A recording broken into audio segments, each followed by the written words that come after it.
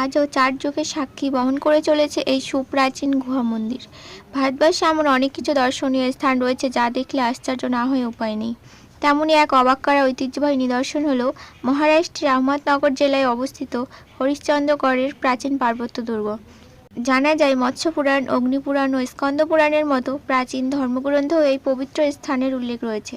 লোকমুখে প্রচলিত 6ষ্ঠ শতকে কালাচুরি রাজবংশ এই হরিশ্চন্দ্র দুর্গটি তৈরি করেছিল। তবে এই গুহাগুলি একাদশ শতকে খোদাই করা হয়েছিল এবং মহারিষি চাংদেব এই দুর্গের মন্দিরে গভীর ধ্যানে মগ্ন থাকতেন বলে মনে করা হয়। চতুর্দশ শতকে বিখ্যাত পাণ্ডুলিপি তত্ত্বসারে এর উল্লেখ পাওয়া যায়। এই দুর্গেও ছড়িয়ে ছিটিয়ে অনেকগুলি গুহা মন্দির রয়েছে, তাদের মধ্যে কয়েকটি খুঁজে পাওয়া গেছে। তবে এই সমস্ত গুহাগুলির মধ্যে সবথেকে আকর্ষণীয় ও রহস্যময় হলো কেদারেশ্বর গুহা। গুহায় কোমর সমান জল, তারই মাঝে সেই 5 ফুট উচ্চতার প্রাচীন শিবলিঙ্গ। শিবলিঙ্গের কাছে যাওয়াটা বেশ কঠিন। গরমের সময় ঠান্ডা এবং ঠান্ডার সময় গরম জল থাকে। আরও এক আশ্চর্যের বিষয় হলো এই মন্দিরে 4 দেওয়ালে কোনো ছিদ্র না থাকলেও এই দেওয়ালগুলি দিয়ে জল গুহার ভেতরে ঢোকে। একটি মাত্র স্তম্ভের ওপর ভিত্তি করে দাঁড়িয়ে আছে সম্পূর্ণ গুহা।